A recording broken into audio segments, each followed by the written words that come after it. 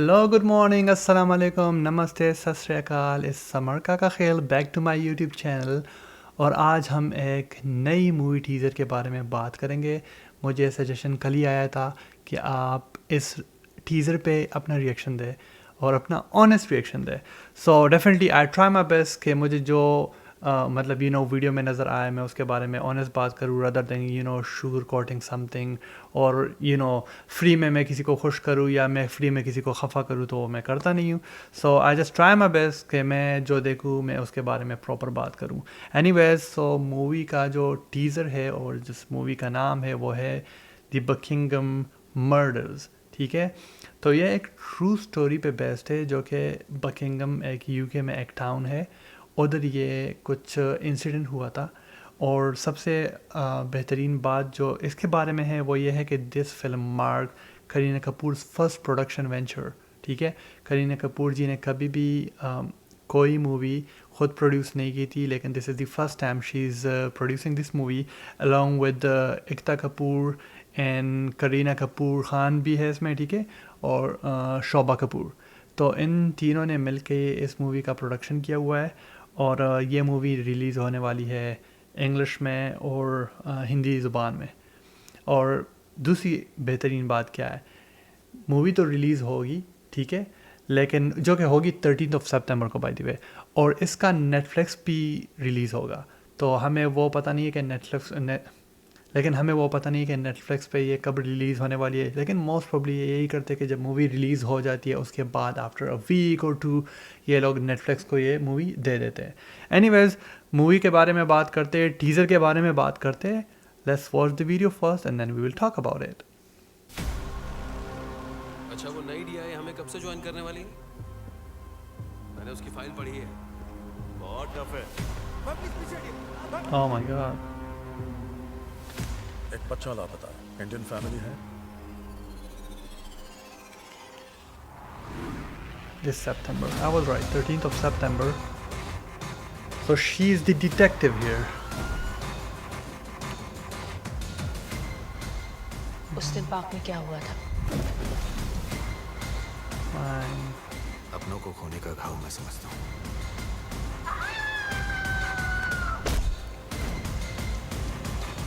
कैसे मारा? डिटेक्टिव हो ना, पता लगा लो। Oh, I don't know. Did she shoot? I don't know. I don't know. किसने गोली मारी? Anyways, teaser was pretty small. Again मैं बार बार यही कहता हूँ, टीज़र होता ही स्मॉल है। ट्रेलर लंबा होता है 2 से 3 मिनट का, टीज़र जो होता है वो 1 मिनट का होता है।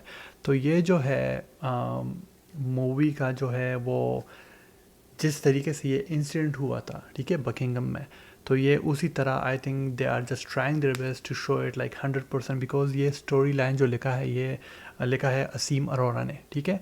और इसमें प्रोडक्शन जैसे करीना कपूर ख़ान ने किया हुआ है उसी तरीके से करीना जी जो है वो है एक पंजाबी कैरेक्टर का रोल निभा रही है। There was a British detective जिनका नाम था जसमीत बामरा, ठीक है। ऑफ कोर्स आपको नाम से नज़र आ रहा है कि she was from India and she was sick, Punjabi लड़की थी। तो their Punjabi girl was actually British Indian who was actually grieving because उनका भी जो एक बच्चा था वो उनसे मतलब चला गया था। मैं ये अल्फाज जो है ज़्यादा केयरफुली यूज़ कर रहा हूँ, मतलब ये है मेरा कि वो उनका बच्चा भी मर गया था, ठीक है। और उसके बावजूद भी इनको ऊपर से मतलब कॉल आ जाती है कि आपको हमें केस दे रहे और आपने उस पर काम करना है, ठीक है। इट डज़न्ट मैटर जब आप पुलिस में होते या आर्मी में होते या आप कोई एजेंट होते, they don't care about that, like what are you going through. If they give you a task you have to do it. तो इस जसमीत बमरा ने यही किया था कि she was assigned a murder case actually, ठीक है। इस मूवी में तो साफ आपको फिर नज़र आ ही जाएगा कि इंसिडेंट कैसे हुआ था। लेकिन इसमें जितना मैंने इसके बारे में पहले पढ़ा था, लाइक बिकॉज ये तो ज़ाहिर है ओल्ड स्टोरी है, तो इसके बारे में मुझे इतना पता है कि ये कोई 10 साल का बच्चा होता है, इसको किडनैप किया होता है, you know he is missing in this Buckingham Place, and then फिर जसप्रीत बुमरा इनको ये टास्क दिया जाता है कि you have to find it. तो आई थिंक ये स्टोरी जो है ये इतनी कोई इजी नहीं है, ये काफ़ी पेचीदा स्टोरी है। लाइक इसके पीछे जब जितनी कोशिश की गई है और जिस तरीके से इस डिटेक्टिव ने इसको फाइंड आउट किया है कि किस तरीके से वो बच्चा मरा था 10 साल का, ठीक है, तो तभी मतलब यू नो इस स्टोरी ने बहुत हाइप क्रिएट किया हुआ था। Of course not in a positive way, but in you know grieving and sad way ये हाइप क्रिएट हुआ था कि लाइक यू नो ऐसी भी स्टोरी कुछ थी। तो तभी यू नो जब भी कोई नेगेटिव इम्पैक्ट पड़ता है तो उस चीज़ के बारे में मूवी बन सकती है, जब भी कोई पॉजिटिव इम्पैक्ट पड़ता है तब एक मूवी बन सकती है। तो इस मूवी के बारे में हम यही कह सकते हैं कि ये कोई मतलब यू नो कोई पॉजिटिव इम्पैक्ट वाली मूवी नहीं है, because if you're going to be watching that series or a movie, it's going to make you sad for sure. और of course फिर जब बात बच्चे की आ जाती है, so what can you say about that? Anywho, so anyways मैं इसके बारे में एक दूसरी जगह ये भी पढ़ रहा था, एक आर्टिकल में करीना कपूर जी ने कहा था, मैंने कोट किया था उसके आर्टिकल को, तो मैं वो पढ़ लेता हूँ। She was saying I was fascinated with the genre of crime detective, it was something I had not done before, I thought there was a chance to explore thematically many more things like grief, isolation and motherhood. तो मतलब you know ये जो actors होते हैं इनके लिए कोई इतना ईजी नहीं होता किसी टॉपिक को पिक करना और किसी चीज़ को साइन करना।